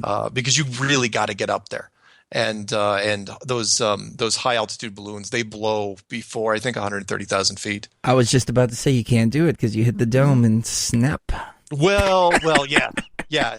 Well, again, why the private space programs are never ever going to be allowed, because you just can't do it. You cannot let people do that. Again, the argument is like, why don't we have flying cars right now? No, you're never going to have flying cars.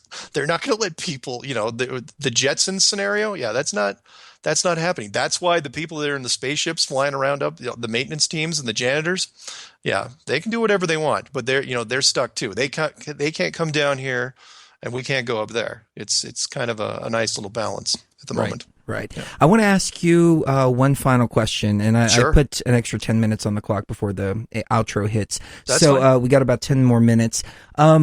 Why is it so important, if we live in a flat Earth, if we live, in the flat Earth model, Why is it so important for people to understand that they're living in a flat Earth model? I mean, how does that change reality? One thing that people were asking earlier in the very beginning of the broadcast is, well, how is it going to stop the police state to determine whether the Earth is flat or not? And my answer to them was, it's not up to us. It's up to you to stop all that. But how does it change reality? Okay, if we have under 10 minutes, I can still do it.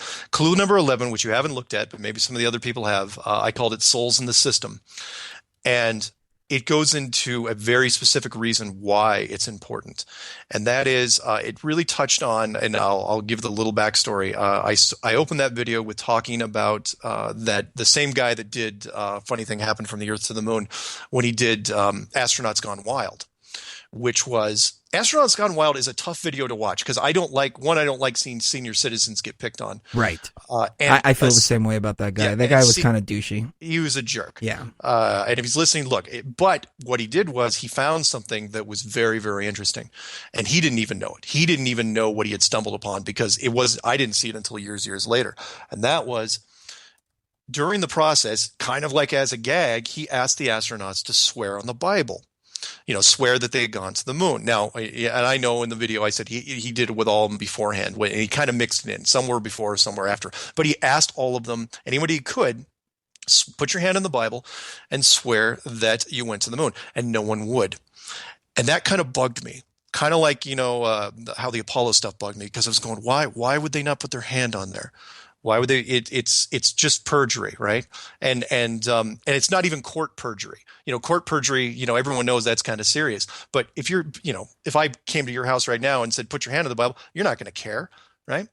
But none of these guys would do it. In fact, they wouldn't even touch that Bible if they could help it. It was like it was radioactive, and I couldn't understand why.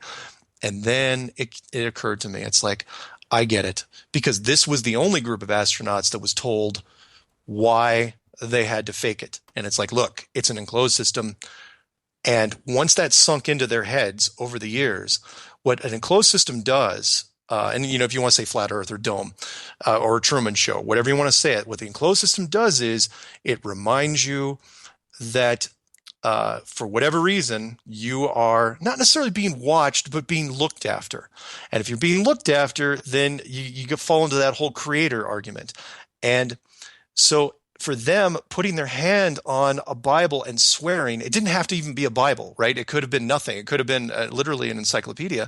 If you put your hand on that, or you didn't even have to put your hand on it, you're swearing against something is real. It's one thing to be based on faith, but it's a whole other thing to see it for yourself or told that, look, the structure is actually real or see pictures. And so when people say, why is this so important to the enclosed system be known?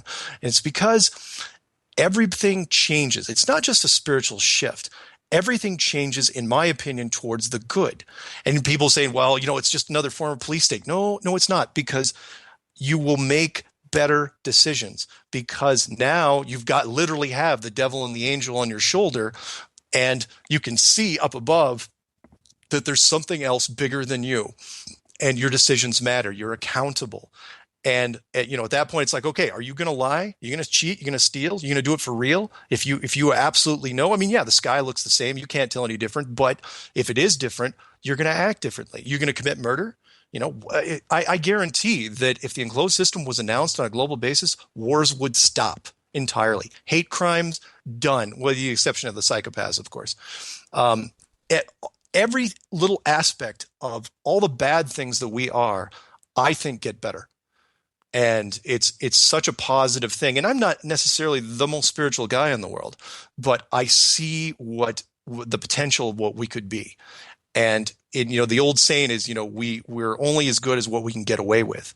Well, what if you can get away with a lot less?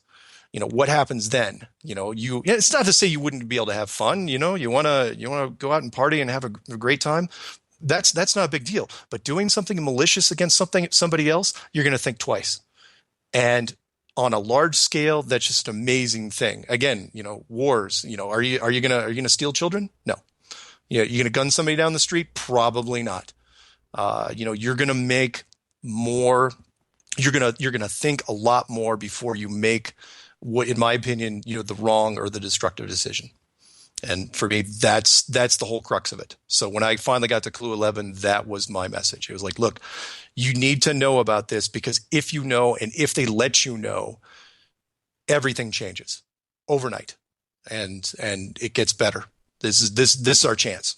So, it's a small world after all. They've told us over and over and over again. Yeah, we're all in it together at that point. We all become one big family. It sounds like a silly kumbaya moment, but it's true. You're all in the same apartment, so you might as well get along. And then we see where things go from there. And I think it's a very positive message. I think so as well. And somebody just commented, Chris. Hold on, it slipped by me. Here it is. Chris, I do love you and Cherie and all the hosts on this great network you've provided. I just personally, at this time, here and now, I don't care if the Earth is flat, hollow, spherical, concave, or convex. I care that people actually take control of their own destinies. And I wholeheartedly agree with that, except for the most hopelessly enslaved is the man that believes he's free. And we've broken the barriers of everything from the political system to the religions to every single bar that's in front of you. And we've shown you here are the bars. And it's only through seeing the bars that you're able to break free. Now, let's say that we do live in a construct that is artificial, that has a dome around it. We need to see those barriers, and we need to break ourselves out of there. Yeah, that's where I stand on it. Yeah. I mean, we've got a chance here, and I have no doubt in my mind that it is real. Give it half a chance. And I know there's some people that want to hold on to the globe, and I don't blame you. I would have done the same thing. But if you look hard enough, it's right there in front of you, and we have a chance to do something really amazing here. And that's what I'm pushing for. To quote Sky News, "The sun is round, we assure you. It just looks flat on your TV." They said that today while they were covering the solar eclipse. It was ridiculous. I was like, oh, wow, how coincidental that we're talking about this tonight. And here they are saying this. That's a real article? Yeah. Oh, yeah. It was during the live coverage of the solar eclipse from today. They actually said it looks flat. Yeah. But it's really... we assure you it's round. It just looks flat on your TV. See, this thing is getting traction on a weird level, and I'm still trying to get my head around it, because I anyone listening, look, this is not what I wanted to do. You really think I wanted to champion the worst conspiracy of them all? And then, I'm going to pick the worst one, the one that everybody laughs at, the one you're most likely to be locked up for. And I'm going to all of a sudden overnight become a champion of it and preach it, not even just say, oh yeah, it's probably possible. No, I'm going to start screaming it, make videos, put my name and phone number on there, my home address, so that people don't think I'm a disinfo guy. And so far, again, I'm waiting to be shot down, but no one's. It's just been this wonderful wave of positive reinforcement, which makes me think there may be more to it. Well, and not only that, it means that the consciousness of humanity is ready for these kinds of ideas, and ready for, even if it's not exactly like a flat Earth, at least people are opening their minds to other possibilities out there. And but see, I see this on the air of caution, with a little bit of caution, okay? Because it's almost like 2012, the whole idea of 2012, it took off, but Hollywood hijacked it, and then they turned it into a horrible movie. And so I'm afraid they're going to hijack this idea now, and we're going to have to watch 2 hours of John Cusack playing Admiral Byrd. And normally I would be with you. Normally I would, but they can't. They can't in this case. They wouldn't be allowed to. Because for the very fact that the moon thing was never done. The moon thing was no moon landing mission was ever put in a Hollywood movie because of this. And if you're not going to go that far, no, I so highly doubt that Hollywood would, because they've had plenty of chances to do it. The closest they did was Journey to the Center of the Earth, or the Brendan Fraser one, where he went inside into the Earth. But I just can't see him doing it, because it's too big. It's too many. We get too many people thinking. You got to remember, if they've been trying to, repress this for so long, they're not going to bring it. But I love your idea. But I just can't see Hollywood hijacking it. But at the same time, if somebody actually calls me up for a movie deal, I will let you know. Excellent. Please do. Mark, thank you so much for everything you're doing and for being brave enough to stand up and talk about this kind of stuff, because you've inspired so many people just in the month. You said it was a month. It's been a month as of today. Yeah. Wow. Yeah. Right. It's only been a month. Wow. Over the course of the next few months, it's just going to keep spreading like wildfire, because I think the consciousness is ready. People are ready. They can see that we live in a matrix. They understand that the reptiles from Nibiru built it. They can go along with all that. However, let's take the next step now and realize what this matrix really is. And I'm just kidding about the reptiles from Nibiru, of course. Yeah, agreed. Yeah, I mean, there's more interviews to come. I mean, I'm not soliciting. People just keep calling me. So there's something going on. I don't know what it is, but I'm just going to keep rolling with it. Excellent. Thank you so much for your time. Thank you. Have a great evening. Ladies and gentlemen, once again, Mark Sargent, and check out Flat Earth Clues on YouTube. I don't have the website in front of me. I'm sorry. I'm trying to reset the clock here because we went a little bit of overtime, as people can tell. So, what did you think?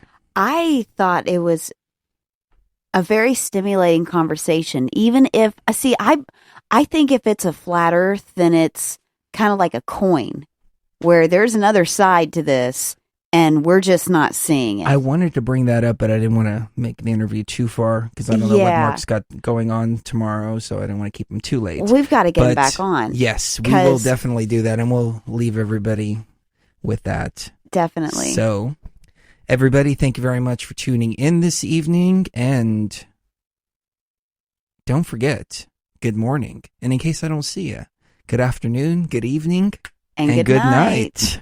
Who's coming on tomorrow?